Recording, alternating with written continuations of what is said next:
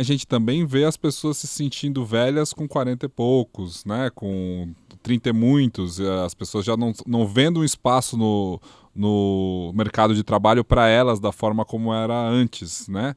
E uma das coisas que a gente vê que é relacionada ao etarismo também é o preconceito com quem é da geração Z, ou seja, até 22, 23 anos, quem nasceu de 2000 para cá, existe uma extrema dificuldade de conversar com essas pessoas, porque o hábito delas é diferente, a forma de consumir mídia delas é diferente, o jeito de trabalhar com elas é diferente, o que elas querem do mundo e do mercado de trabalho é diferente, tem que estar mais relacionado com o propósito, tem que estar mais relacionado com a sustentabilidade, tem que estar mais relacionado com algo que ele enxergue significado no que ele faz para uma parcela dessas pessoas.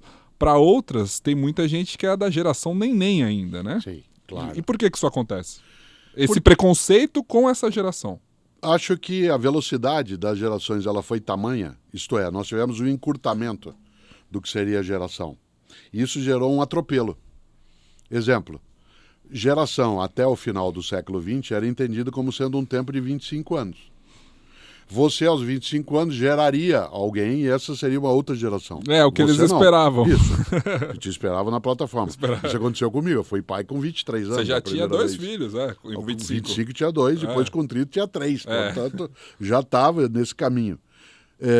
Sendo um tempo de 25 anos, isso significa que o tempo de ultrapassagem para que a nova geração ela pudesse, entre aspas, afastar ou deixar lateralmente, colocar a geração antiga no aposento, aposentá-la, levá-la para dentro de casa e não ficar na rua, demorava um tempo de um quarto de século. A alteração veloz dos processos, dos produtos, dos meios de comunicação, das convivências, nos 40 anos mais recentes, fez com que a noção de geração se atropelasse. Você já tem um menino de 10 anos que considera um de 15 um pouco ultrapassado. Sim. Eles não curtem o mesmo tipo de música, não veem o mesmo tipo de filme, não estão no mesmo game o tempo todo. Não, totalmente diferente. Esse atropelo, daí eu volto a esse ponto que você levantou, esse acúmulo quase que, né, de você fazer uma sobreposição de gerações, produziu um pouco essa geleia geral, para usar um termo da Tropicália, né, essa geleia geral que criou situações em que, independentemente daquela nossa brincadeira de eu ser fora da curva, de eu ser, vez ou outra, alguém que tem mais identidade com alguém que tem 15 anos do que de alguém que tem 40. Eu brinco, você já viu, um menino de 15 quer usar barba, eu uso barba. Os meninos de 40 decidiram não usar barba, deixar o rosto limpo, certo? E uma coisa que eu falo sobre esse mundo das redes sociais, que é muito essa visão da geração que aposenta a outra, eu sempre digo, o começo de uma rede social ela sempre vai ser mais interessante para um público mais jovem, bem jovem, assim, adolescente, porque uma rede social morre quando a sua tia está nela, quando seus pais estão nela, né? Por que a gente aposentou o Orkut? Porque os nossos pais entraram no Orkut, começaram. Por que a gente aposentou o Facebook? Que para você, para sua geração ainda é relevante. Você sente falta quando uma publicação não entra no Face, né? Reclama. Falei meu público, são 4 milhões e meio de pessoas. Que tá lá no Face, exatamente. Face, eu não olho mais o Face. E com certeza as pessoas da geração Z nem sabem mais direito o que é Facebook. Por quê? Porque a gente aposenta uma rede social, ou seja, uma rede social deixa de ser interessante a partir do momento que a sua tia, que o seu avô, que o seu pai está nela. Porque e o teu irmão mais novo, não? Oi? Se o seu irmão mais novo, se você tivesse um, claro. Tem uma novidade aqui que você está me contando? Não. Você aposentadoria uma rede quando a tua tia entra na rede, mas e se o teu irmão de 10 anos também está na rede? E você tem 20? Isso não leva a uma aposentadoria também? Isto é, vira coisa de criança? Não, porque a gente se estabelece, a gente se acostuma porque a gente é mais velho. Ele vai em busca de um lugar que ele possa falar sem ser tutelado, sem estar com o nosso olhar. E você sabe como é que é em latim? A pessoa que não pode falar? Infantil. Aí, ó. Infantil. Infantil significa aquele que é calado, aquele que não pode dizer-se. Interessante porque a noção de infantil ela é uma ofensa, né, em vários momentos. Assim como a palavra velho no Brasil ela é mais ofensiva do que, por exemplo, na cultura norte-americana. Né? você, quando em relação ao pai, nos Estados Unidos diz meu velho, né? Meu velho. Né? Enquanto que no Brasil é muito mais difícil fazer isso. Já foi assim. My old man, né? Isso. E no Brasil, meu velho eu já ouvi minha véia. Né? Tá. Aí como entre velhos falando, minha véia, meu velho. Já se usou a expressão meu velho quando eu sou mais velho que meu pai. Certo? Hoje, né? Hoje, claro, né? Hoje sou mais velho que ele. Eu tenho quase 70 e meu pai faleceu com 61. Portanto, eu tenho quase uma década a mais do que meu pai viveu. Quando eu tinha 15 anos de idade, portanto, meu pai tinha 40 e tantos, aí eu chamava ele de velho. Eu falava pro meu irmão assim, e o velho, tá aí? Né? Ou falava pra minha mãe assim, e o velho, cadê? O velho chegou? É claro que eu tava falando de alguém que tinha um pouco mais do que a tua idade. Né? Chamá-lo de velho nessa circunstância, às vezes era carinhoso, às vezes não. Em alguns momentos era para você secundarizar, né, a posição, o pensamento.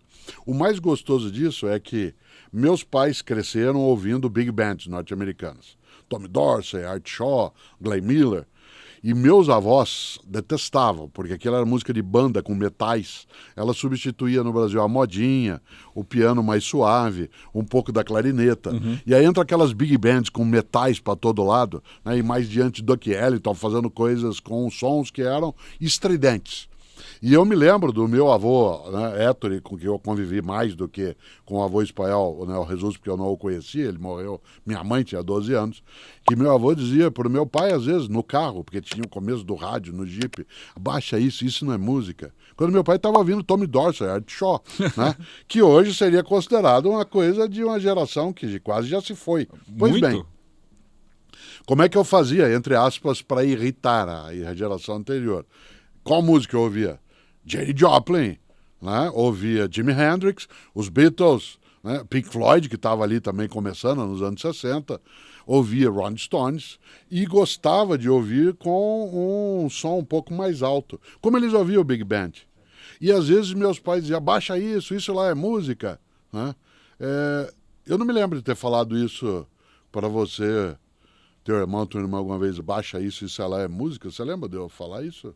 Eu não me lembro. Certo? Aí não é nem memória seletiva.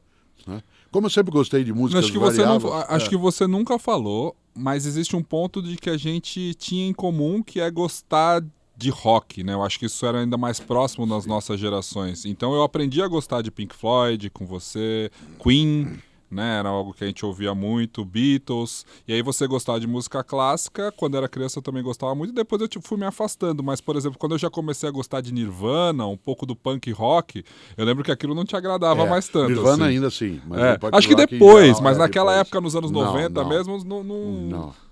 Você achava ruído. Raimundos era uma coisa que você nunca ouviu. Assim. Não, ouvia, mas não tinha uma proximidade. Não tinha um apreço, exatamente. Tenho mais hoje do que tinha naquele momento. Mais hoje do que tinha naquele momento. Agora, a grande fúria do mundo, tirada ali do Renato Russo, Renato Russo morreu com 36 anos. Isto é, mais novo que eu. Você, Pedro, tem mais idade do que o Renato Russo. Mas acho que duas coisas que você... Você acha que ele morreu velho? Não, imagina, super jovem. E você acha que o menino de 15 anos diria que ele morreu velho? Esse é um dos pontos. Por exemplo, tem algumas coisas que atravessavam gerações e a gente chama de clássicos. Né? As músicas que atravessaram gerações e as referências que atravessaram gerações. Eu entendia, por exemplo, que quando você chega na adolescência, com 14, 15 anos, todo mundo vai buscar um disco do Raul Seixas, por exemplo. Todo mundo vai conhecer a obra do Raul e isso seria comum para todo mundo. Assim. Eu não vi isso depois na geração com 20 anos. Assim. Eu acho que essas coisas que eu entendia como uma hora todo mundo vai conhecer Beatles. Uma hora todo mundo vai conhecer Rolling Stones. Quando você chega na adolescência e idade adulta. Assim. Isso não acontece. E uma coisa que foi clara para mim, assim, que eu tinha certeza, por exemplo, quando eu estava entrando na faculdade, em 2002, tinha uma banda chamada Los Hermanos. Los Hermanos, né?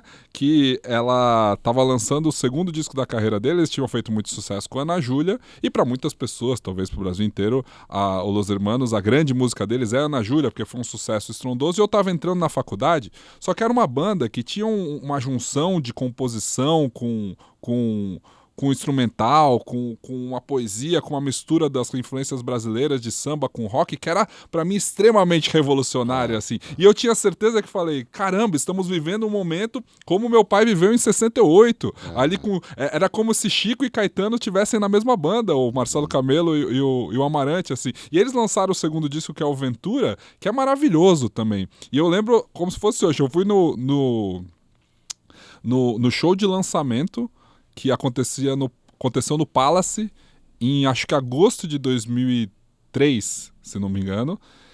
E aí o disco tinha saído um mês antes, assim. Naquela época era realmente o CD que saía, assim. E aí eles não tinham feito nenhum trabalho, assim, não tocava tanto na rádio. E a música de trabalho deles era Cara Estranho. Mas eles foram naquele show, e o primeiro show que eu fui no Los Hermanos foi daquela vez, e eles começaram com a música O Vencedor. E começa... Tan, tan. Quando o Marcelo Camelo foi ao microfone cantar o primeiro verso da música, a plateia inteira cantou com eles. Uma música nova, que tinha 2 meses, assim. Olha lá, quem vem do lado... Naquele momento eu falei, caramba, tô presenciando um momento histórico, uma dessas bandas que todo mundo vai descobrir quando chegar na idade adulta, que vai pesquisar, que vai ser está surgindo aqui o clássico.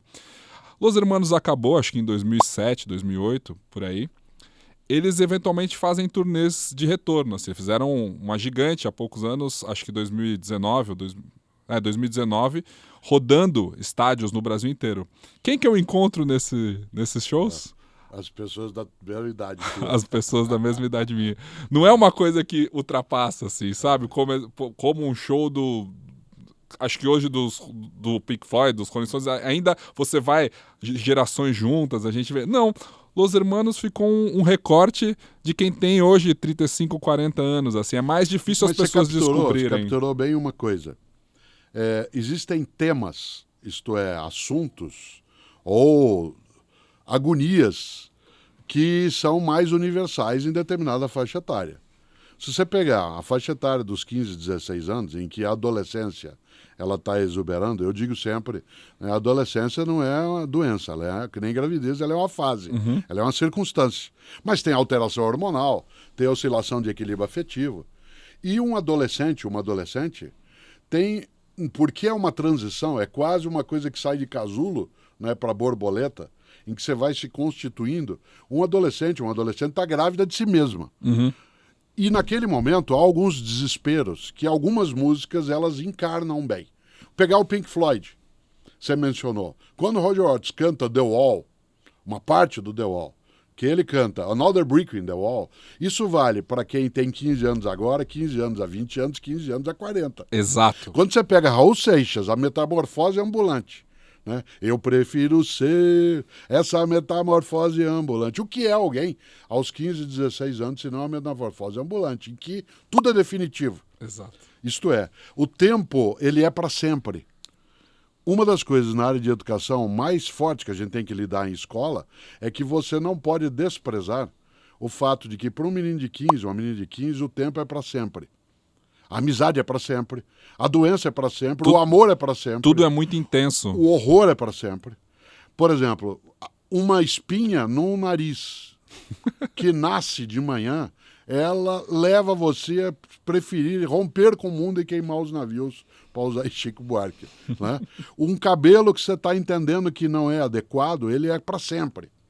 Então, essa visão do tempo processual, ela cessa em determinados momentos. O tempo, ele fica muito encapsulado quando você é adolescente, assim como você fica quando você é mais idoso, em que parece que as coisas elas não vão sair daquele lugar, em que elas ganharão uma definitude, não uma finitude, uma definitude.